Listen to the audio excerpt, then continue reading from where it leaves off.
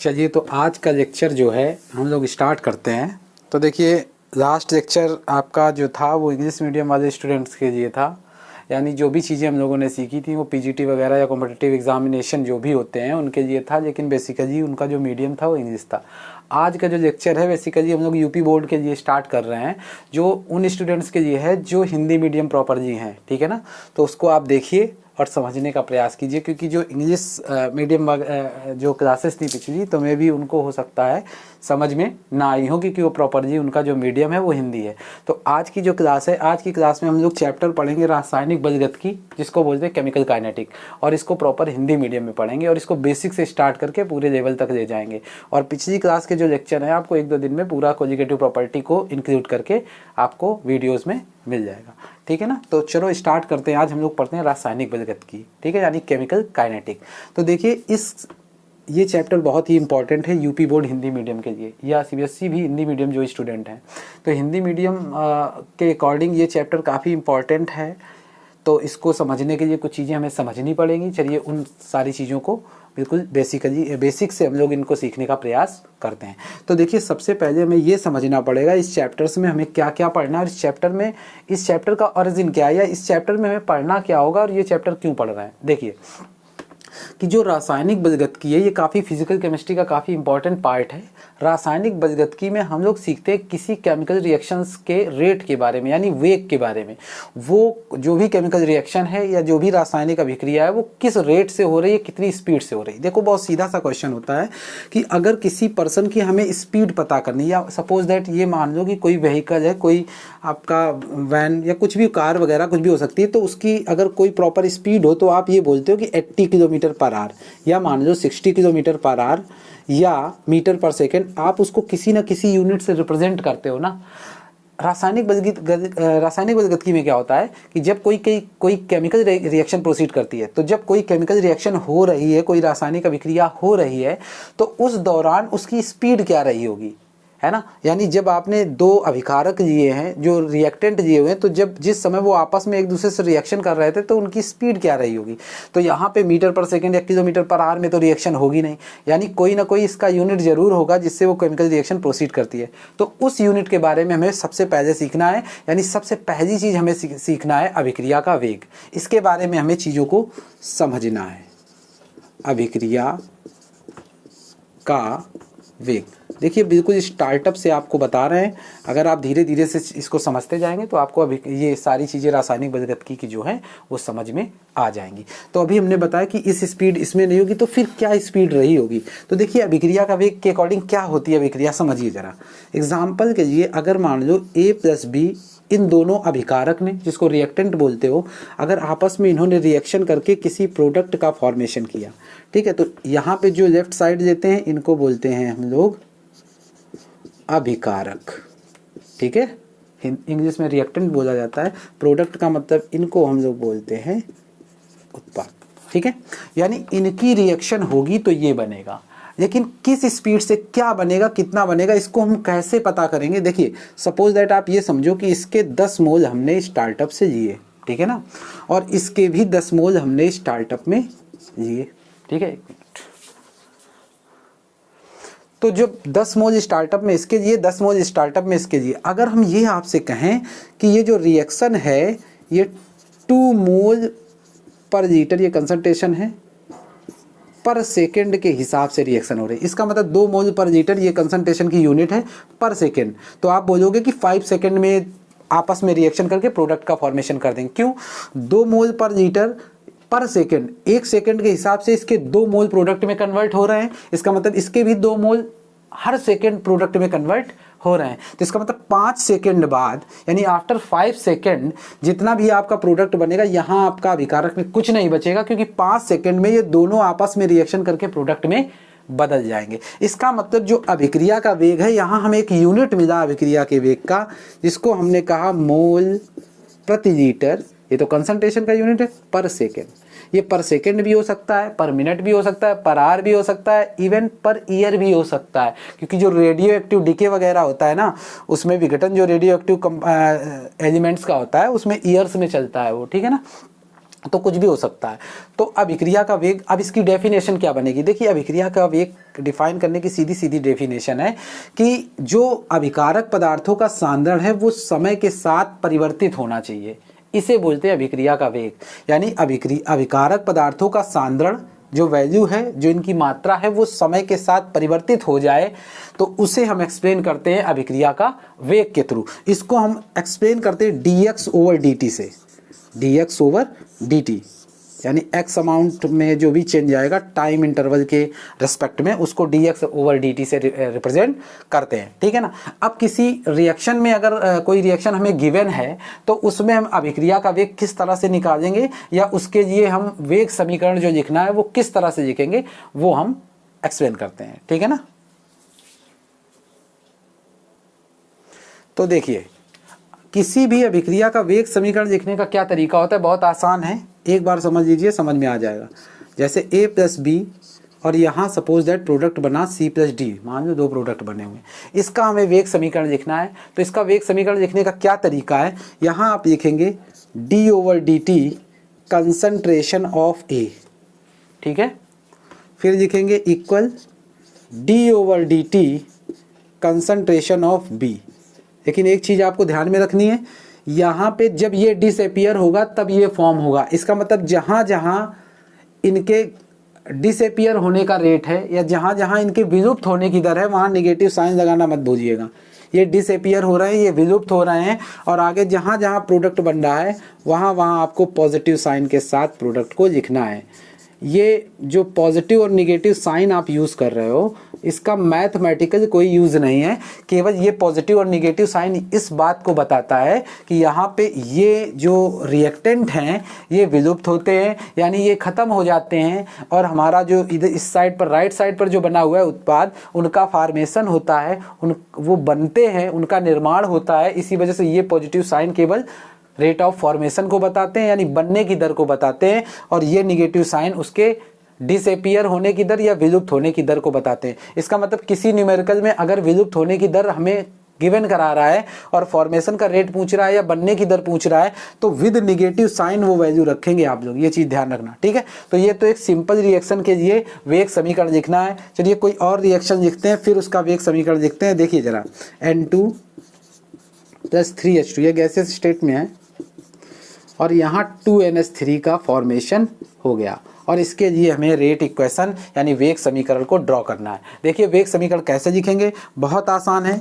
d/dt को लिखा, यहाँ हमने लिखा N2 यानी कंसंट्रेशन नाइट्रोजन का लिखा, निगेटिव साइन लगा दिया, इक्वल का साइन लगाएंगे, लगा दिया, निगेटिव साइन लगाया क्योंकि ये भी डिसअपियर होगा। जो भी नंबर ऑफ मोल्स इधर दिए जाएं उनको आप फ्रैक्शन में लिखेंगे, यानी 1/3, ठीक है ना।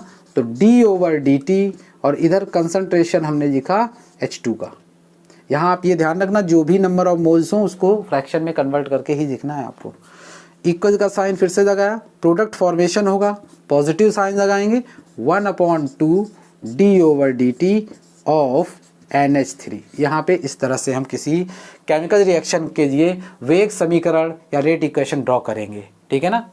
तो ये इसका रेट इक्वेशन ड्रॉ करने का तरीका है, ठीक है। और ये चीज़ हम अभी एक्सप्लेन कर चुके हैं आपको कि अभिक्रिया का वेग को किस तरह से डिफाइन करते हैं, यानी कंसंट्रेशन जो है सांद्रता समय के साथ परिवर्तित हो, इसी को हम अभिक्रिया का वेग बोलते हैं। और अभिक्रिया का वेग का जो यूनिट होता है वो हमने अभी अभी आपको बताया कि मोल प्रति लीटर पर टाइम यानी पर सेकेंड ये होता है। और ये रिएक्शन कोई भी हो, किसी भी ऑर्डर की रिएक्शन हो, अर्थात किसी भी कोटि की रिएक्शन हो, कभी भी अभिक्रिया के वेग का जो यूनिट होता है वो चेंज नहीं होता है। जब कभी यूनिट कन्वर्ट होता है तो हमेशा वेग स्थिरांक का होता है, इसको रेट कांस्टेंट बोलते हो। वेग स्थिरांक का जो यूनिट होता है वो 0 ऑर्डर के लिए अलग होता है, फर्स्ट ऑर्डर के लिए अलग होता है, सेकंड ऑर्डर के लिए अलग होता है, थर्ड ऑर्डर के लिए अलग होता है, फ्रैक्शनल ऑर्डर के लिए अलग होता है, सब के लिए अलग अलग होता है, लेकिन कभी भी इसका यूनिट चेंज नहीं होता है, ठीक है ना। तो ये जो चीज़ मैंने बताई ये आपको समझ में आ गई होगी। चलिए एक इसका न्यूमेरिकल हम आपको करके बताते हैं, जरा समझने का प्रयास कीजिए। ऐसे ओरली बताएंगे न्यूमेरिकल, आपको समझ में आएगा। चलिए ये एक न्यूमेरिकल लिखा हुआ है, आपको दिख रहा होगा। किसी अभिक्रिया A + 2B + 3C ये हमें गिवन करा रहा है। A + 2B + 3C में इसने बताया कि A के विलुप्त होने की दर यानी डिसअपियरेंस का रेट दे रहा है 2 × 10⁻³ ठीक है। तो C के बनने की दर बताओ, मतलब इसके बनने की दर हमें निकालनी है। साथ में अभिक्रिया का वेग भी पूछ रहा है, दो चीजें पूछ रहा है, एक C के बनने की दर पूछ रहा है, एक अभिक्रिया का वेग पूछ रहा है। यानी देखिए अभिक्रिया का वेग कैसे निकालते हैं, इसी क्वेश्चन में आपको समझ में आ जाएगा कि अभिक्रिया का वेग निकालने और किसी के बनने या विलुप्त होने की दर को निकालने में क्या अंतर होता है। ये न्यूमेरिकल काफी इंपॉर्टेंट है ठीक है। तो इसको ध्यान से देख लो, ये अच्छे एग्जाम्स में पूछा गया है। सर तो ये हिंदी में बता रहा है, हम इसी को इंग्लिश में कन्वर्ट कर देंगे तो CSIR में पूछा जा चुका है। चलिए तो इसको कैसे करेंगे जरा देखिए। किसी अभिक्रिया, सबसे पहले आप रिएक्शन लिख दो A + 2B और यहाँ आप लिखो 3C। इसके लिए वेग समीकरण सबसे पहले आप लिख दो। तो d/dt concentration of A with negative sign equal -1/2 d/dt concentration of B is equal to +1/3 d/dt concentration of C ठीक है। अब देखिए क्वेश्चन, इसने A के विलुप्त होने की दर बोली है। इसका मतलब A के विलुप्त होने की दर का मतलब है कि ये वैल्यू इसने पूरी हमें बता दी है। A के विलुप्त होने की दर यहाँ इसने पूरी बता दी और इसने पूछा है C के बनने की दर। एक चीज देखिए कि इसने इसके बारे में कुछ नहीं पूछा, तो इसको हम हटा देंगे और केवल उन्हीं दोनों रिजल्ट से उठाएंगे। तो इसके विलुप्त होने की दर यानी विद निगेटिव साइन उठाएंगे, विद निगेटिव साइन। तो इसकी वैल्यू दे रहा है 2 × 10⁻³ ठीक है ना, equal 1/3 d/dt concentration of C। देखिए एक चीज़ और समझिए, देखो यहाँ पे अगर हम इसकी पूरी वैल्यू यूज़ करें, यानी इसको हम इस 3 से इधर मल्टीप्लाई ना कराएं, केवल इसकी ये पूरी वैल्यू दे रहा है, तो अभिक्रिया का वेग के लिए हम 3 से मल्टीप्लाई इसमें नहीं कराएंगे। यानी अगर इतनी वैल्यू ये हमें गिवन है तो यही अभिक्रिया का वेग है इसके लिए ठीक है ना। लेकिन हमें इसमें C के विलुप्त होने के, C के फॉर्मेशन का रेट निकालना है, तो इस 3 से इधर मल्टीप्लाई कराएंगे तो 6 × 10⁻³ equal d/dt with positive sign समझ लो आप, कंसंट्रेशन ऑफ C। इसका मतलब जो C के बनने की दर हो जाएगी वो हो जाएगी 6 × 10⁻³ और इसका जो यूनिट होगा वो वही बना रहेगा मोल पर लीटर। ये कंसंट्रेशन का होता है पर सेकेंड ठीक है ना। ये हो गया C के बनने की दर, C के बनने की दर। लेकिन उसने अभिक्रिया का वेग भी पूछा था, तो अभिक्रिया के वेग के लिए पूरी वैल्यू अभिक्रिया का वेग है। यानी अगर आप इसकी पूरी वैल्यू यहीं रखो, इसका कोई 3 डिवाइड यहाँ मल्टीप्लाई में नहीं जाएगा, तो ये जो भी वैल्यू है वो डायरेक्टली वैल्यू हमारी क्या है, अभिक्रिया का वेग। यानी अभिक्रिया के वेग में ये पूरी वैल्यू अभिक्रिया का वेग है, ये पूरी वैल्यू अभिक्रिया का वेग है, ये पूरी वैल्यू अभिक्रिया का वेग है। इसमें 1/2 जो भी वैल्यू है इसको इंक्लूड करके अभिक्रिया का वेग निकाला जाता है। और न्यूमेरिकल्स भी है इसके, अभी हम उनको डिफाइन करेंगे तो आपको अभिक्रिया का वेग और अच्छे से समझ में आ जाएगा ठीक है ना। तो इसको नोट डाउन करो, आगे बताएं। देखिए अब बताते हैं अभिक्रिया के वेग को प्रभावित करने वाले कारक। यानी कोई अभिक्रिया अगर हो रही है, जैसे A से प्रोडक्ट बनना है, तो वो कौन कौन से फैक्टर हैं जिनसे अभिक्रिया का रेट बढ़ जाएगा, यानी अभिक्रिया और तेजी से हो जाएगी, या अभिक्रिया का वेग घट जाएगा। ऐसे बहुत सारे फैक्टर होते हैं जो अभिक्रिया के रेट को यानी रिएक्शन रेट को अफेक्ट करते हैं। तो अभिक्रिया के वेग को प्रभावित करने वाले कौन कौन से कारक हैं, तो सबसे पहले हम लोग इफेक्ट ऑफ टेम्परेचर देखते हैं, यानी ताप का प्रभाव।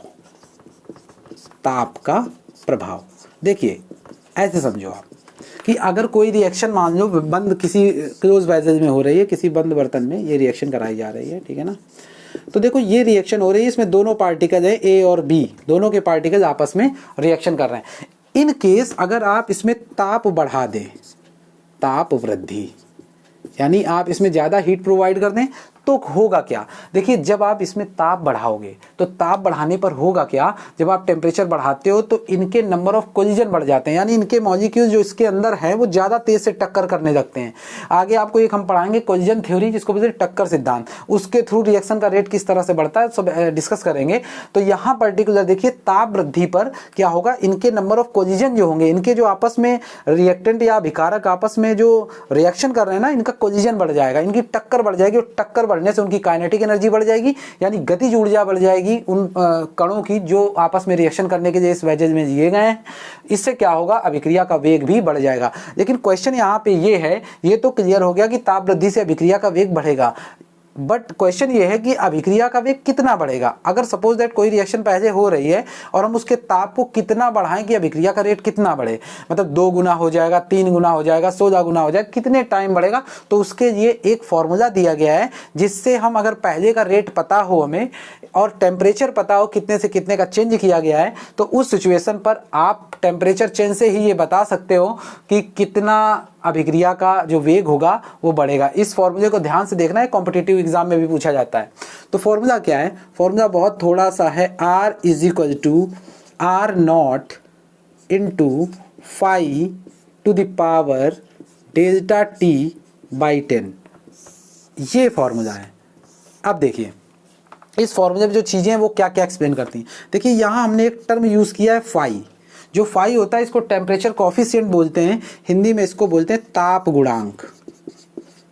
ताप गुणांक ये होता क्या है, देखिए जनरल कंडीशन में ऐसा देखा गया है कि हर एक 10 डिग्री सेंटीग्रेड टेम्परेचर इंक्रीमेंट में, यानी हर एक 10 डिग्री सेंटीग्रेड ताप वृद्धि पर जो अभिक्रिया का वेग होता है जस्ट डबल हो जाता है, ठीक है ना। तो जितने गुना हो जाता है उसी को हम लोग ताप गुणांक से रिप्रेजेंट करते हैं, ठीक है ना, और इसको फाई से दिखाया जाता है। फाई की वैल्यू ज़्यादातर 2 या 3 होती है, लेकिन ज़्यादातर केसेस में इसकी वैल्यू 2 ही कंसीडर की जाती है, ठीक है ना। तो अब ये क्या है, आर इसका जो है वो नया वेग है, न्यू रेट बोल सकते हो, नया वेग जो हो गया। R0 क्या है, R0 इसका ओल्ड रेट है, यानी यहाँ हम लिखे दे रहे हैं पहले का वेग, पहले का वेग, ठीक है ना। डेल्टा टी क्या है, डेल्टा टी आपका है तापांतर, यानी ताप में कितना अंतर आपने किया है। इस फॉर्मूले को ध्यान रखना आप, ठीक है ना। सारी वैल्यू डिफाइन की 10 से डिवाइड करते हैं इसको। एक हम आपको क्वेश्चन करके बताते हैं, आपको बिल्कुल क्लियर हो जाएगा कि मेरा कहने का क्या मतलब है। देखिए ऐसा समझिए आप, किसी रिएक्शन का टेम्परेचर या कोई रिएक्शन पहले 40 डिग्री सेंटीग्रेड पर प्रोसीड कर रही थी, ध्यान समझो जरा, 40 डिग्री सेंटीग्रेड पर कोई रिएक्शन प्रोसीड कर रही थी। अब हमने क्या किया कि इस 40 डिग्री सेंटीग्रेड के टेम्परेचर को बढ़ा के हमने ये टेम्परेचर कर दिया 80 डिग्री सेंटीग्रेड, यानी 40 डिग्री सेंटीग्रेड पहले एक रिएक्शन थी, सपोज दैट A + B, आगे प्रोडक्ट का फॉर्मेशन था, ये 40 डिग्री सेंटीग्रेड पर हो रही थी। हमने क्या किया, इस 40 डिग्री सेंटीग्रेड से इसका टेम्परेचर बढ़ा के कर दिया 80 डिग्री सेंटीग्रेड। अब हमें निकालना न्यू रेट, यानी नया वेग जो होगा कितने गुना हो जाएगा, ठीक है ना, कितने गुना हो जाएगा। तो इसके ऑप्शंस भी दे सकता है आपसे, 4 गुना, 8 गुना, 16 गुना, 32 गुना, जितने गुना भी हो जाएगा, तो उसको हमें यहाँ से निकालना है। बहुत आसान है, समझ लीजिए आप। तो निकालने के लिए क्या सीधा फॉर्मूला लगाया, R = R0 इंटू 5 की वैल्यू मैंने बताया था 2 लेनी है, 2 ले ली, इंटू टेम्परेचर चेंज करिए तो 80 40 में जो T2 - T1 चेंज आएगा वो 40 का चेंज आ जाएगा, तो 40। इसको डिग्री सेंटीग्रेड में ही रखना है, इसको केल्विन मत चेंज करना। वैसे भी केल्विन में भी चेंज करोगे तो कोई अंतर नहीं आएगा, क्योंकि जब दो टेम्परेचर का डिफरेंस लेते हैं तो चाहे आप उसको केल्विन में निकालो चाहे डिग्री सेंटीग्रेड में निकालो, उसका कभी चेंज नहीं बदलता है। अभी समझ में नहीं आ रहा है, समझिए जरा। देखिए अगर हम आपसे ये कहें कि 40 डिग्री सेंटीग्रेड और 80 डिग्री सेंटीग्रेड, ये दो टेम्परेचर रेंज हम आपको दे रहे हैं, इसमें कितना चेंज है, तो आप बोलोगे 40 डिग्री सेंटीग्रेड का चेंज है T2 - T1 से, ठीक है ना।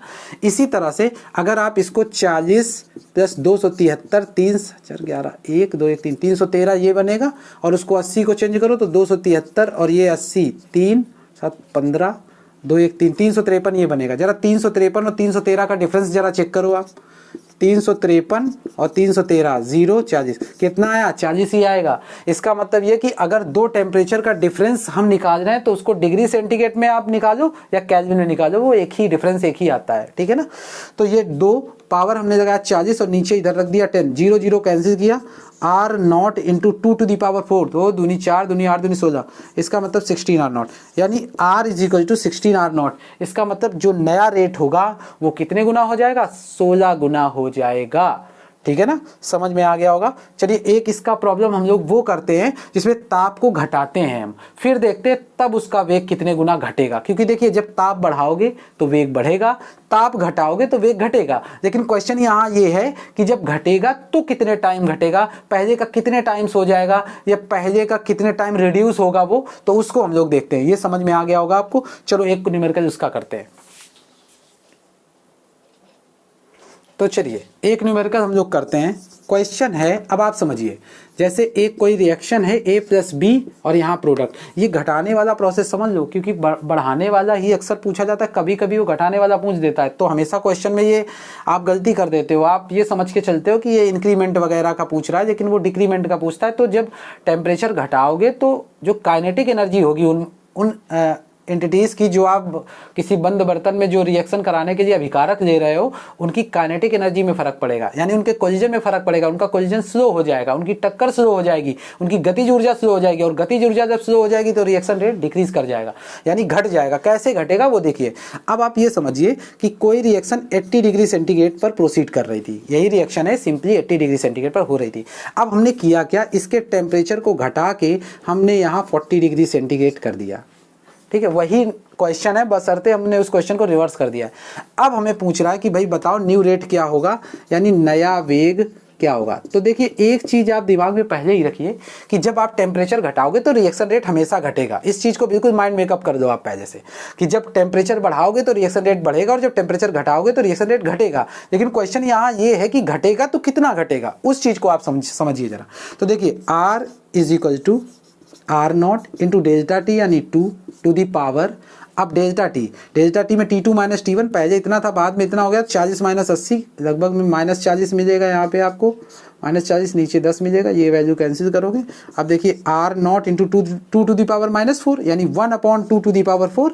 इसका मतलब ये हो गया 1/16 इंटू R0। इसका मतलब पहले का 1/16 हो जाएगा, और आपको पता है R0 का 1/16 होना मतलब डिक्रीज करना, 1/16 गुना डिक्रीज कर जाएगा, ठीक है ना।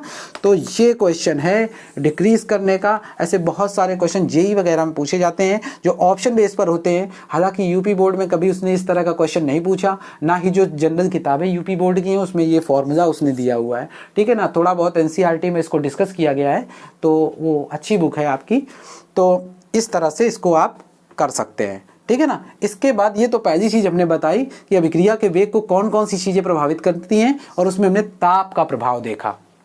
आई होप आपको टेम्परेचर का इफेक्ट समझ में आ गया होगा।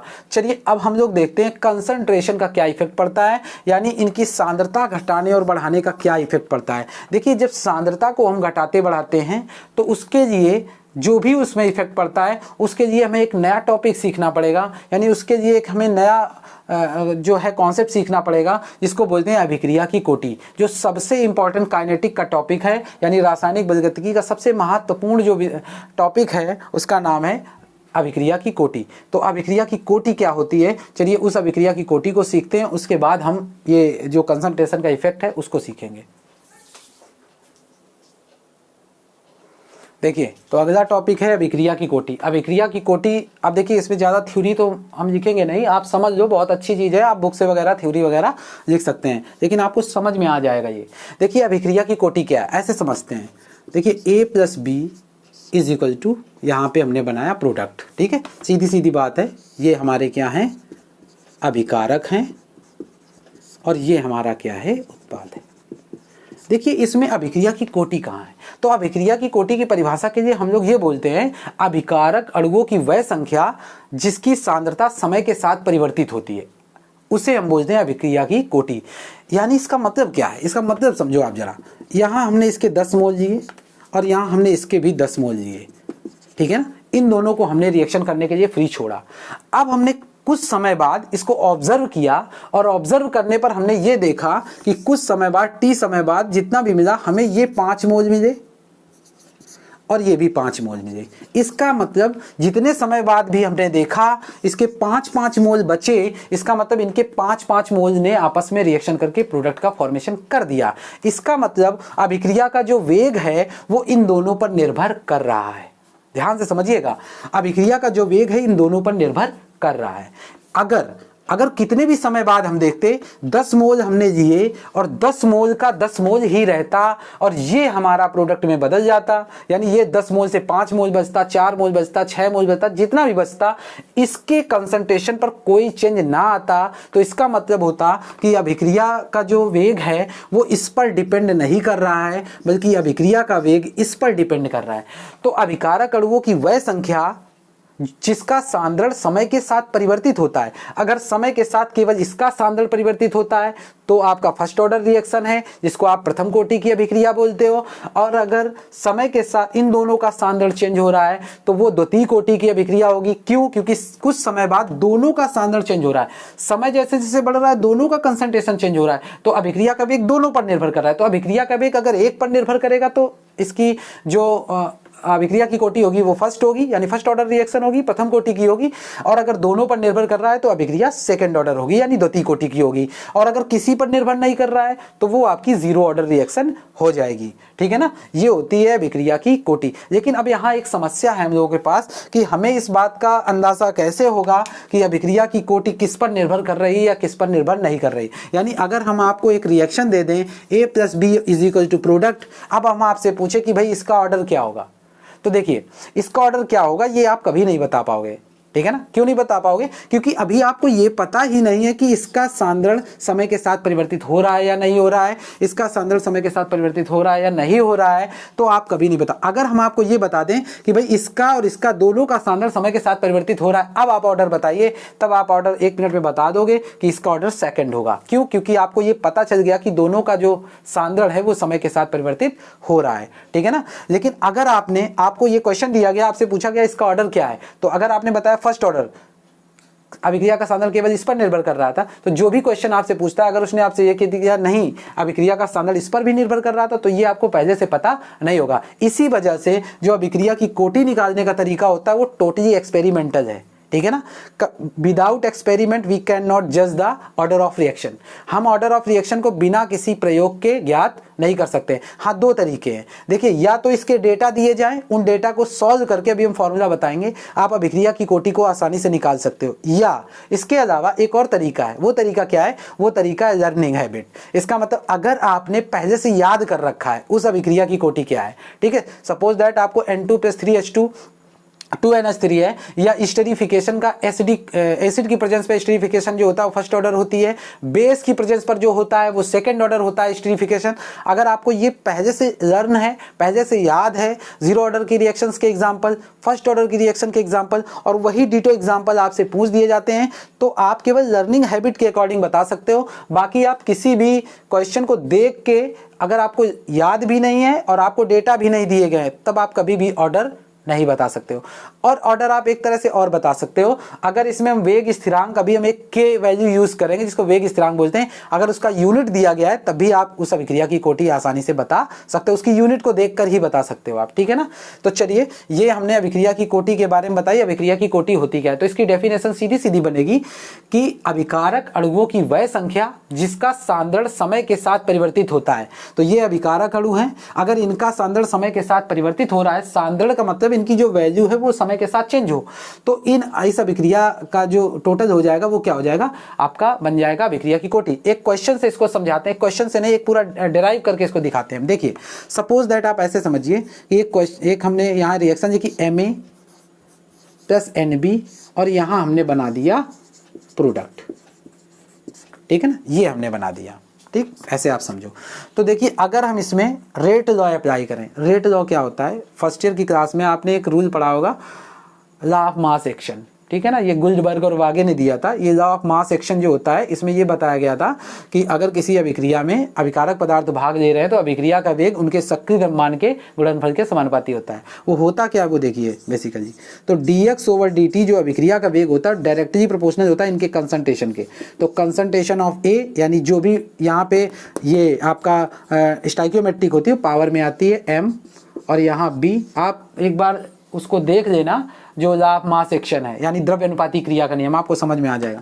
यहाँ क्या है n, ठीक है ना, ये डायरेक्टली प्रोपोर्शनल होता है। इसको हम लिख सकते हैं dx/dt = यहाँ एक कांस्टेंट लगाते हैं k, और यहाँ लिखते हैं a, यहाँ लगाते हैं m, यहाँ लिखते हैं b, यहाँ लिखते हैं n। अब आप एक चीज जरा समझ लो, ये जो dx/dt हमने लिखा, ये है अभिक्रिया का वेग। दोनों में अंतर समझ लो, ये जो k है ये है वेग स्थिरांक। दोनों बिल्कुल अलग चीजें, बिल्कुल दोनों अलग अलग चीजें हैं।